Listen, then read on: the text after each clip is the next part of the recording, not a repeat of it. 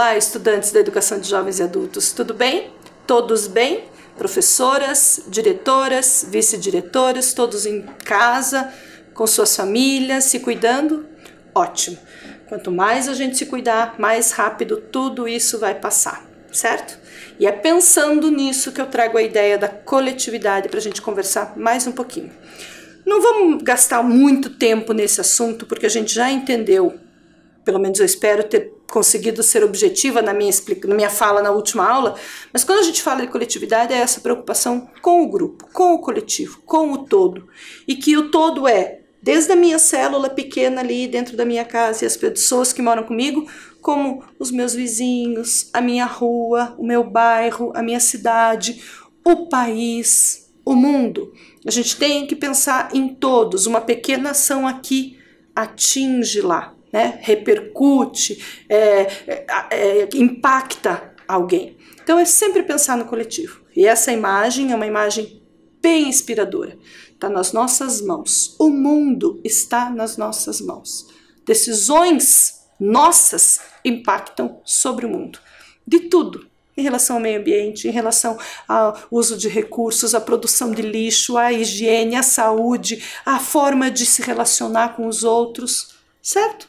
Vamos pensar no coletivo. Cada vez mais. Vamos espalhar essa ideia. Tá bom? E eu trouxe, olha que imagem legal também, essa de o quanto a gente tem o nosso jeito de passar para o outro, é do nosso jeito, né? Aquele ali é a expressão do coração, cada um do seu jeito, do seu tamanho, do seu formato, da sua intensidade, mas expressa um carinho, um afeto, um cuidado, uma atenção com o outro, tá? Então que essa corrente não se quebre, que a gente seja elo e que a gente faça elo, transforme elos.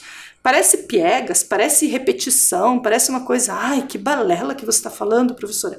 Mas eu acho que é transformador. Se a gente fosse mais assim, nos tornaríamos muito mais humanos, né? Se a gente parar de se preocupar com outras questões que não fazem parte da nossa humanidade, que estão transformando a gente em reprodução, máquina. A gente é humano, a gente tem carne, tem osso, a gente tem coração, a gente sofre, a gente sente.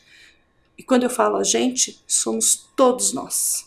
Aquele que está lá dentro de casa, quentinho, com sua coberta, e aquele que está lá na rua, sozinho, abandonado, né? No frio. Então vamos pensar em todos e dividir um pouco disso que a gente tem de especial. Ser mais humano nas relações, tá? Fica essa reflexão para hoje e vamos para a dica. Na nossa troca de dicas, eu trago uma participação da professora Adriana. A professora Adriana ela é da Escola Bela Vista do Paraíso. E eu gostei muito, olha a professora Adriana aí, eu gostei muito da proposta que ela trouxe e quero compartilhar com vocês. Muito obrigada, professora Adriana. A diretora da Escola Bela Vista do Paraíso também se chama Adriana e a vice-diretora se chama Cláudia. Então, olha só o que elas partilharam comigo. Eu adorei receber isso. A Adriana teve a ideia de escrever uma carta para os estudantes. Então, tá ali a carta. Ela escreveu uma carta logo que começou essa situação. Vamos ter que ficar em casa. A gente vai mais tarde pensar como é que nós vamos repor as aulas. Primeiro ela teve que fazer um contato com eles. Então, ela escreveu essa carta. E depois, considerando todas as situações, ela lembrou de um gênero textual que ela tinha trabalhado com eles, que era o diário, e propôs para os estudantes a escrita de um diário. Mas olha o depoimento dela, olha como que ela me contou que ela fez essa ação. Vamos entender um pouquinho? Eu vou ler do jeitinho que ela escreveu. Em 27 de abril, junto com as atividades das aulas remotas que foram entregues aos alunos, foi enviada uma carta e um diário em branco com uma breve explicação do trabalho e para que os estudantes pudessem registrar esse tempo de isolamento. O diário já havia sido trabalhado em sala de aula, ainda presencial. Portanto, os alunos já tinham conhecimento sobre a sua função social. Fiz as orientações em alguns encontros pelo WhatsApp com os alunos para dar as orientações. O diário, nesse momento, é um recurso que nos auxilia a lidar com as emoções e falar sobre elas, sobre a vida, sobre as inúmeras situações que cada um e cada uma possa estar vivendo. A proposta é de que possamos compartilhar no retorno das aulas, lendo em rodas de conversa. Olha que lindo isso, gente! Olha que legal parar para escrever, contar sobre si, sabe? É a hora que a gente desabafa. O diário é o teu confidente. E não tem essa que diário é coisa só de mulher ou só de menina. Não, o diário é teu, ele é muito íntimo. E olha o quanto você pode escrever coisas ali que você queira contar para alguém e não tem com quem partilhar, como coisas que você não queira contar para ninguém. Só você e o teu texto. Ali você escreve se o dia foi bom, se o dia foi ruim, se você está feliz, se você está triste. Ali você pode colocar fotografia, você pode colocar lembranças, você pode colocar recados. Sabe aquela bronca que você quer dar em alguém e você não consegue dar? Escreve. É terapêutico um diário. Sim, a função social do diário é registrar o dia a dia, seu. Ele é um texto para si, não é um texto para os outros. Ele é um registro muito íntimo, muito pessoal. Mas, gente, isso ensina, ajuda, envolve e alivia. Então, professora, muito obrigada pela partilha. Eu gostaria muito de ver o que esses estudantes produziram. Algumas coisas você até mandou, eu olhei lá nos vídeos, mas infelizmente não dá para passar tudo aqui, mas eu gostaria de ver um texto, se alguém quiser compartilhar. Se alguém gostou da sua escrita e quer trocar, mandar para a professora para ela poder me mostrar, eu vou adorar conhecer, tá bom? Muito obrigada, professora Adriana, muito obrigada mesmo. Foi um trabalho excelente e que eu acho que é uma dica bem boa para quem ainda não fez essa tentativa de escrever, contar sobre si. Eu lembro que uma vez eu sugeri que a gente fizesse uma caixa de memória, né? Como se fosse um túnel do tempo que você guardar, uma cápsula do tempo que você guardasse para vocês sobre esse momento histórico. E o diário é uma boa ideia. Eu gostei dessa ideia. Faz tempo que eu não escrevo nada no meu diário. Acho que hoje vou registrar lá que eu falei sobre diário, né? Muito bem. Trocas de dicas valiosíssimas. Vamos para frente. E, assim como tudo nessa vida envolve emoção, envolve sentimento, linguagem também.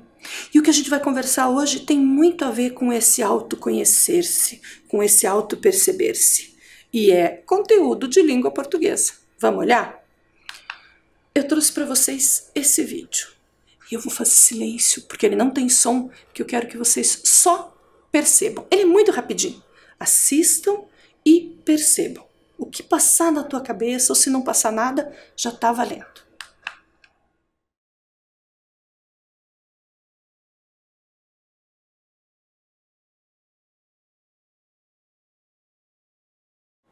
Tem beleza aí? Achou?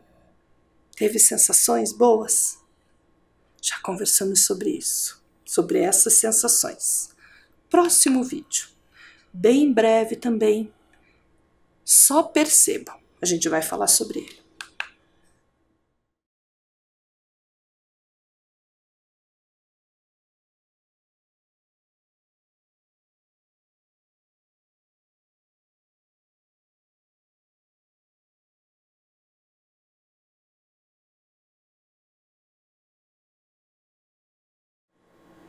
E aí, perceberam? Sentiram o que pode estar acontecendo nesse vídeo? Tiveram sensações muito especiais, memórias? Mais um, mesma coisa. Eu vou ficar em silêncio porque eu só quero que vocês recebam a informação.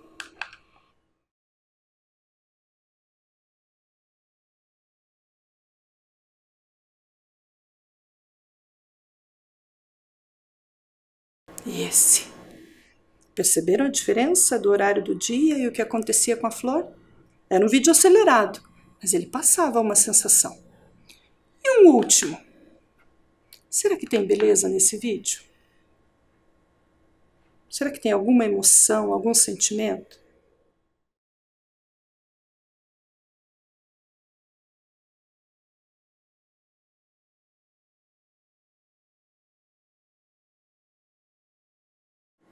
Muito bem. Depois de assistir esses 4 pequenos vídeos muito breves que mostram só imagem, sem som, mas o ruído que fez na tua cabeça ou no teu coração fez você perceber alguma coisa, sentir alguma coisa. Mesmo que você tenha dito que chatice, você sentiu. Você sentiu a chatice, o incômodo, o desconforto de ter que olhar para esses vídeos.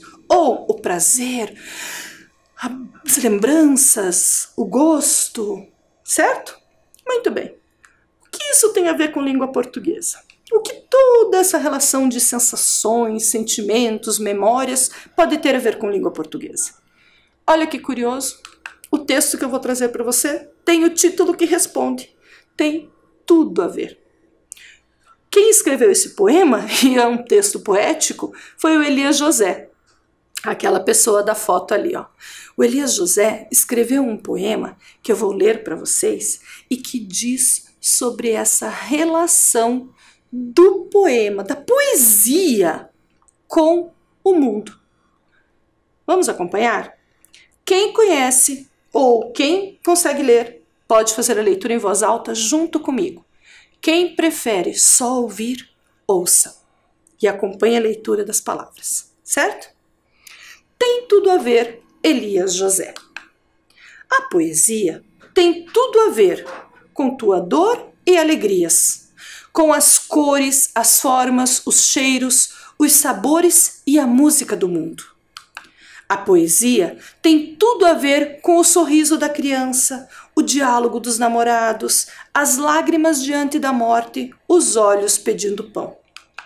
A poesia tem tudo a ver com a plumagem, o voo e o canto dos pássaros, a veloz acrobacia dos peixes, as cores todas do arco-íris, o ritmo dos rios e cachoeiras, o brilho da lua, do sol e das estrelas, a explosão em verde, em flores e frutos.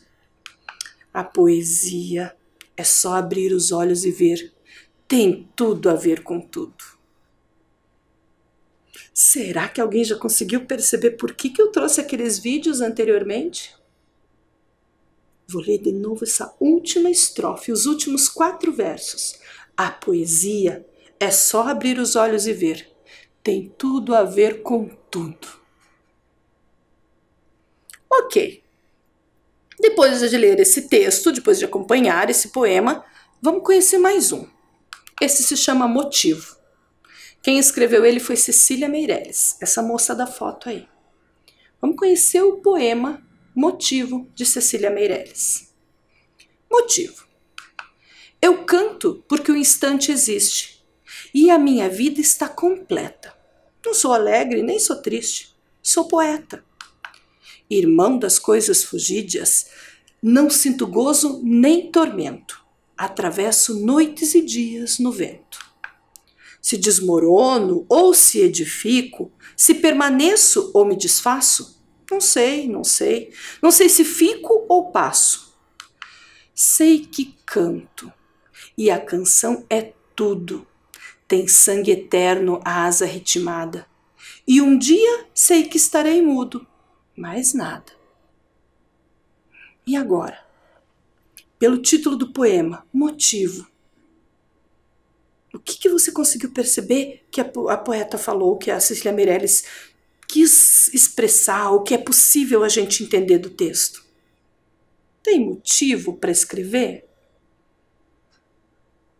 Se poesia tem tudo a ver com tudo, como disse o Elias José, tem motivo para escrever um poema? Tem que ter um motivo, um sentimento, uma sensação? Vamos pensar sobre isso? Para pensar sobre isso, eu trouxe essa outra imagem. Essa imagem, olha bem para ela. É como se alguém pudesse ser regado para deixar brotar de si alguma coisa. E aí eu coloquei 2 palavras, poesia e poema, porque aparecem isso nos 2 textos. O Elias José fala, poesia tem a ver com tudo. E a Cecília Meirelles diz, eu canto porque o instante existe. Não sou alegre nem sou triste, sou poeta. Ela faz poemas. Qual a relação dessas 2 palavras? Vocês já pararam para pensar que a gente usa para a mesma coisa? Eu li uma poesia maravilhosa hoje. Li um poema lindo. Vamos escrever poesia. Ou vamos escrever poemas. Será que são a mesma coisa? Será que a gente pode usar assim, falar desse jeito? Vamos pensar sobre isso? Eu trouxe o poema De novo, agora todo reunido, a letrinha tá menor, só para a gente ler de novo e pensar sobre ele, tá? Então, o primeiro do Elias José. Tem tudo a ver. A poesia tem tudo a ver com tua dor e alegrias. Olha só, a poesia tem tudo a ver com tua dor e alegrias. Com as cores, as formas, os cheiros, os sabores e a música do mundo. A poesia tem tudo a ver com o sorriso da criança, o diálogo dos namorados, as lágrimas diante da morte, os olhos pedindo pão. Olha bem o que essa estrofe nos conta. A poesia tem tudo a ver com a plumagem, o voo, o canto dos pássaros, a veloz acrobacia dos peixes, as cores todas do arco-íris, o ritmo dos rios e cachoeiras, o brilho da lua, do sol e das estrelas, a explosão em verde, em flores e frutos. A poesia é só abrir os olhos e ver, tem tudo a ver com tudo. Ele falou uma hora em escrever, em escrita, em estar no texto escrito. Não, ele falou que a poesia está naquilo que a gente abre os olhos e vê. A poesia tem tudo a ver com tudo, está em tudo. A poesia de escrever um diário. Agora vamos pensar sobre o outro poema. Motivo, da Cecília Meirelles. Eu canto porque um instante existe e a minha vida está completa. Não sou alegre nem sou triste, sou poeta. Opa, olha o que ela disse aí. Não sou alegre nem sou triste, sou poeta. Irmão das coisas fugídias, não sinto gozo nem tormento. Atravesso noites e dias ao vento. Não sinto gozo nem tormento. Atravesso noites e dias no vento. Se desmorono ou se edifico, se permaneço ou me desfaço, não sei se fico ou passo. Sei que canto. E a canção é tudo. Tem sangue eterno, a asa ritmada. E um dia sei que estarei mudo, mais nada. Ela também fala aqui de algo que ela põe sentimento, mas ela não diz se tem que ser de alegria ou de tristeza, se tem que ser de dor ou se tem que ser de força, se tem que ser de se construir ou de se destruir, quando ela fala ali me desfaço, me desmorono e me edifico. Então, tudo isso que ela coloca nesse poema mostra que quando a gente escreve, pelo menos os poemas, a gente precisa colocar muita poesia. E é aí que tem a ver com tudo. Quando eu escrevo textos poéticos, eu preciso prestar atenção em alguns elementos.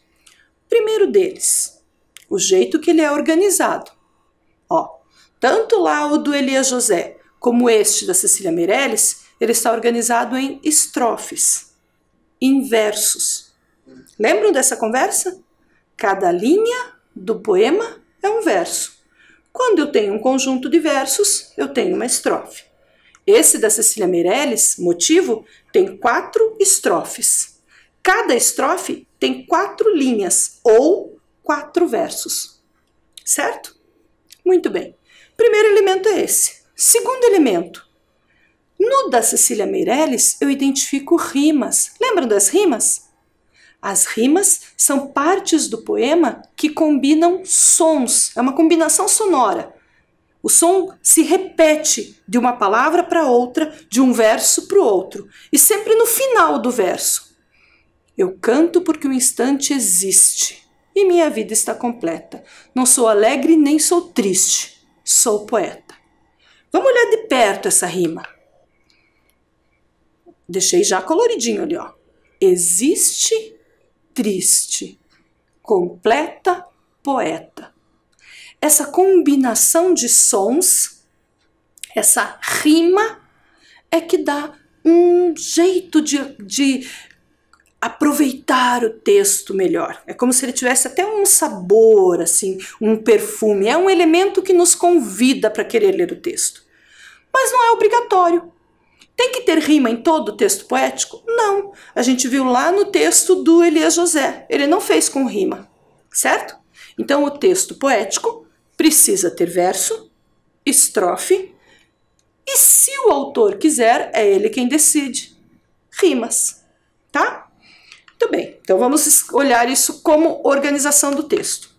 As palavras rimam quando terminam com sons idênticos ou parecidos.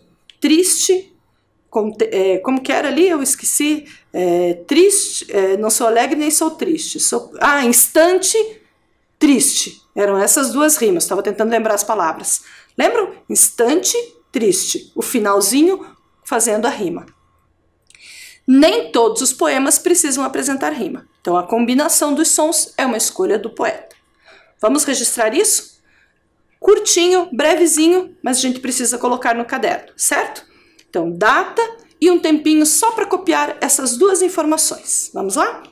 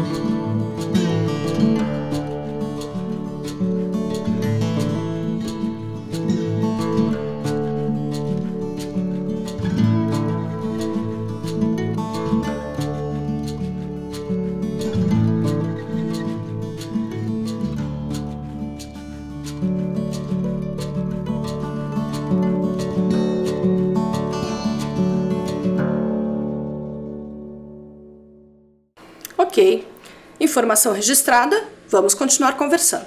Textos poéticos precisam de versos e estrofes. Podem ou não ter rimas. O que mais? Vamos relembrar então a estrutura de versos e estrofes. Os versos são cada linha do poema. Neste trechinho que eu trouxe ali, as duas estrofes que eu trouxe ali, tem 4 versos. Cada estrofe é composta por 4 versos. Certo? Muito bem. Além de conversar sobre estrofe e versos, a gente vai falar de outros elementos do poema. Mas vamos organizar isso como informação. Então vamos ler ali. Os versos são as linhas do poema e podem ter extensão variada, ou seja, o tamanho do verso não importa. Posso fazer ele bem longo, como posso fazer ele curtinho. Estrofes são conjuntos de versos separados por uma linha ou por um espaço em branco. Vocês viram ali que eu mostrei antes, né?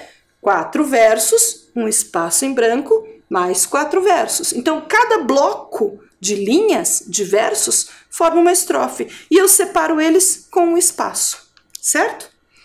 Um poema pode ter uma ou mais estrofes. E cada estrofe pode ter número variado de versos. Eu posso fazer um poema bem curtinho, com 4 versinhos, com 2 versinhos. Existem poemas muito pequenos, de até 3 linhas, 2 linhas. Então, depende da escolha do teu texto, né? Os haikais, por exemplo, que são poemas japoneses, são muito curtinhos. Eles têm 3 versos no máximo, certo? Muito bem. Informações que a gente está conversando sobre a estrutura do texto. Estamos falando de textos poéticos e eles precisam ser escritos de um jeito diferente. Não é o mesmo jeito que escreve uma receita. Não é o mesmo jeito que escreve uma história. Por isso, esse é um gênero diferente. É o texto poético. E a gente vai continuar registrando, então, mais 3 informaçõezinhas sobre o que a gente acabou de conversar, sobre a estrutura do texto poético. Vamos registrar lá? Um tempinho para vocês colocarem sobre versos e estrofes agora. Vamos lá.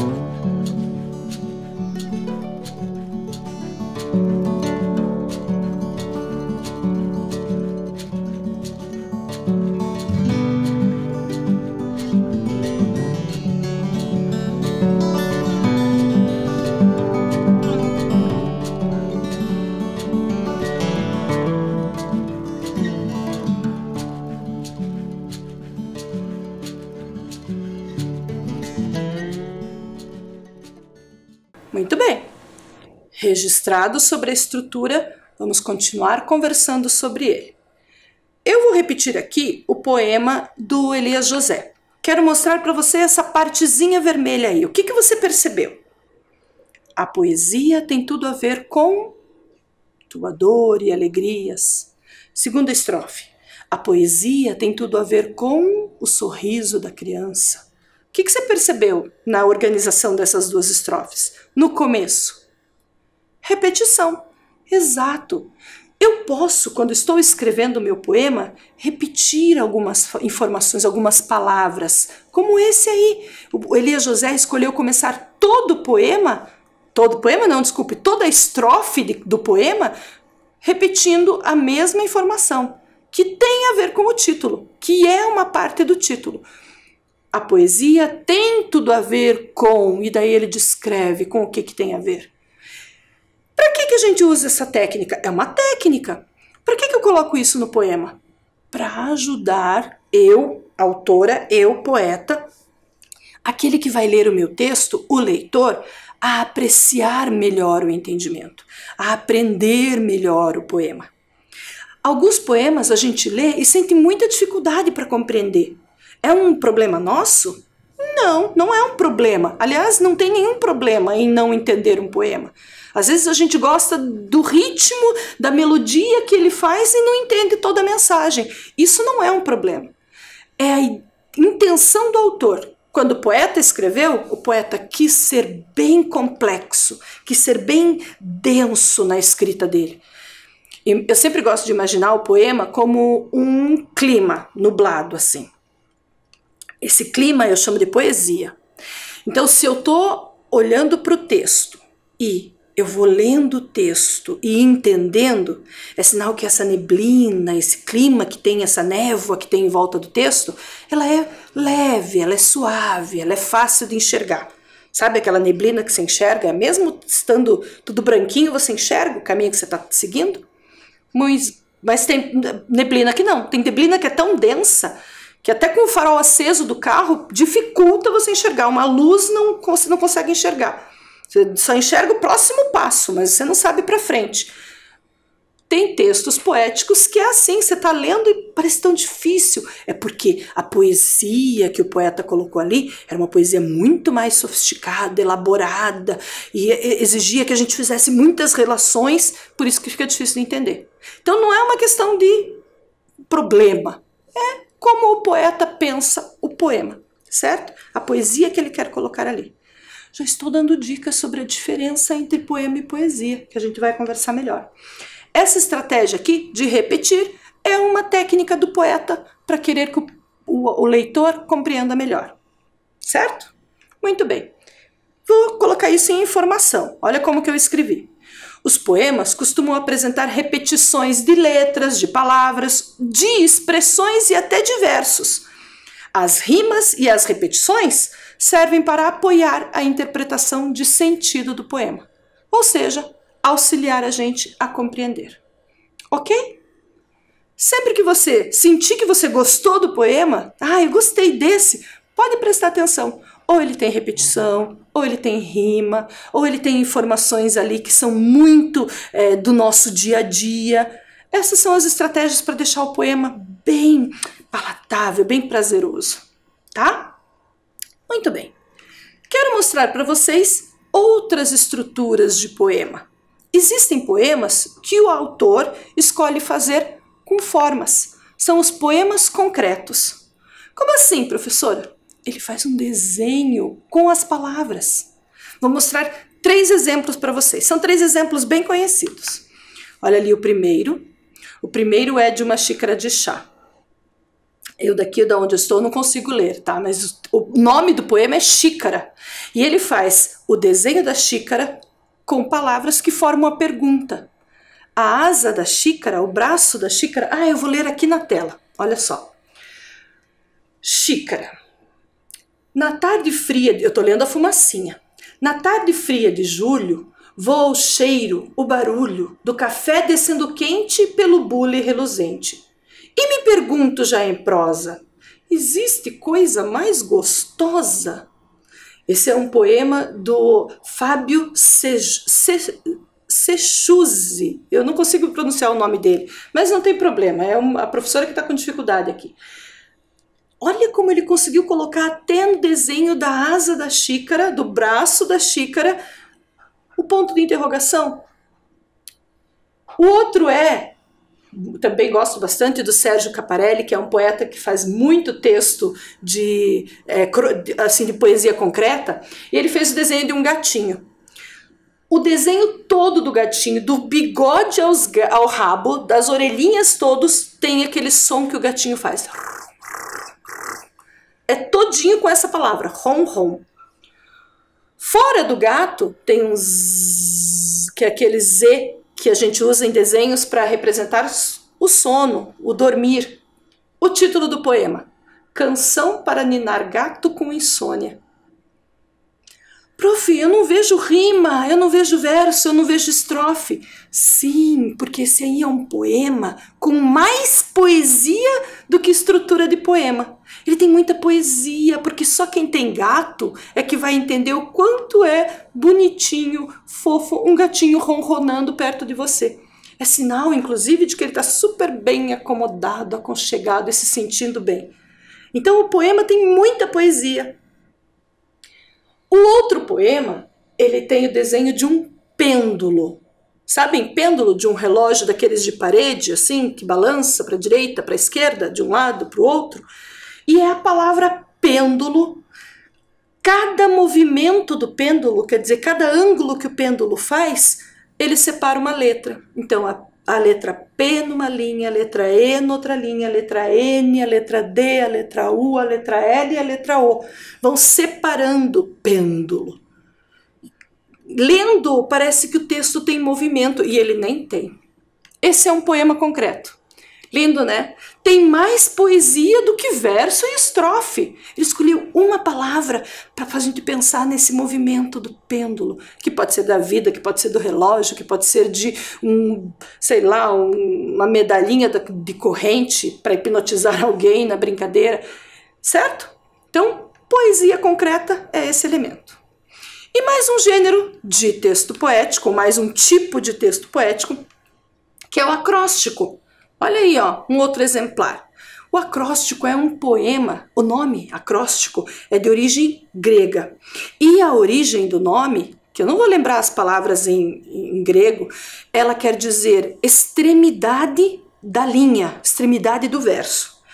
Porque inicialmente os acrósticos eram feitos lá nos teatros gregos como palavras escritas que tinham as iniciais de cada palavra como principais para formar uma nova palavra e desencadear o verso todo. Então era inicial, a extremidade da linha do verso, certo? Então ele surgiu lá, nos textos de teatro grego. Até hoje se usa, sim, que tem de diferentes formas. A gente tem o acróstico no meio da palavra, ali eu escolhi, e além de ser no meio, ele só usa palavras. Ó, ele tem uma palavra central, estudar. E dentro da palavra estudar, ou a partir da palavra estudar, ele vai pensando em outras palavras, que não necessariamente são as iniciais. Saber, escola, entender, educar, dever, prazer, amor, todas as palavras relacionadas com a palavra central, estudar. Mas ele também pode ficar no final, olha lá no outro extremo, e ser escrito em versos. Sou feliz porque eu me sinto muito amada, tenho a família e amigos que me respeitam, trago fé, esperança e caridade no caminho, procuro dar atenção a quem de ajuda precisar. Qual a palavra que formou com a última letra de cada verso? Amor. Então, esse é um outro tipo de acróstico. Mais um exemplar para acróstico. Esse é um texto, como se fosse uma historinha. Esse também é bem famoso, do Dorival Pedro Lavrod, acho que é assim que pronuncia, Lavrod, uma coisa assim. É um poema, né? Mas o poema narrativo, porque ele conta uma história, tem o título O Sapo e a Borboleta. E ele conseguiu contar a história desses dois personagens do poema usando as iniciais. E o poema é assim. Sabia que sou mais bonita? A borboleta disse ainda ao sapo. Pobre batraque asqueroso, o que você é me causa nojo. E o sapo, com toda a calma do mundo, assim respondeu a borboleta. Bonita é minha natureza, anfíbia, o que também me protege mais. Rios e solo me dão guarida, brejos e até mesmo matagais. O que você faz para se defender? Livre, viajo por todos os animais. E, num segundo, o sapo projetou tamanha língua no espaço, acabando assim com o embaraço. Adivinha o que o sapo fez? Né? Olha a historinha que ele contou. Certo? Precisou de rima nesse poema? Não. Esse rima contou uma história. Ok? Esse poema contou uma história. Tá bom? Esse é um outro jeito de fazer acróstico. Vamos fazer uma brincadeira? A brincadeira agora é descobrir se rima ou se não rima. Porque a gente já conversou até agora que poema tem uma estrutura e que faz parte do poema ter poesia, que alguns poemas, para ficarem mais fáceis de compreender, tem rima, tem palavras repetidas. A gente sabe que eu posso fazer o poema com desenho, chamado de poema concreto, ou com letras iniciais no meio ou finais, fazendo acrósticos. Mas a rima é um elemento curioso e a gente vai brincar de rimar. Eu vou propor a palavra e vocês vão me dizer qual palavra rima e não rima, certo? Vamos lá. Primeira, escola. Rima com sacola? Rima com viola? Rima com canela? Não! Mesmo terminando em lá, professora, todas terminam em lá, mas não é o lá que é a rima. A rima é a parte forte, a sílaba forte. Escola, escola, sacola, viola, canela, certo? Mais uma. Botão. Fogão, animal, violão. Essa tá moleza. Fogão, botão rima com fogão, botão rima com violão, mas não rima com animal. Mesmo que o som possa ser... mas às vezes o L também tem som de U, e eu podia aparecer fogão, animal. Não, nada a ver. Tem que ter o som da sílaba forte. Fogão, violão. E você não fala animão, certo? Ok. Mais uma. Essa também fácil. Brincava. Brincava rima com amavam. Brincava rima com cantava. Sonhava. Fácil. Brincar, brincava, rima com cantava e sonhava. Não rima com amavam. Mais uma. Essa tá um pouquinho difícil. Se alguém prestar atenção na ideia da sílaba tônica, vai descobrir. Cotovelo. Cotovelo. Rima com cabelo. Rima com pesadelo. Rima com amarelo. Não rima com amarelo. Cotovelo rima com cabelo e com pesadelo. Ok? Moleza, né? Muito bem, meus amores. A gente vai para uma atividade final. E essa atividade final não é para fazer já, porque ela é a proposta de criação de um texto poético. Você vai escolher acróstico, vai escolher texto, poema concreto, com rima, sem rima, quantos versos, quantas estrofes, qual o tema, qual a poesia que você vai colocar ali de dor ou de alegria. Sua escolha. Por isso ele é para outro momento. Tempinho para você copiar e na hora que você estiver inspirado, você faz a sua tarefa.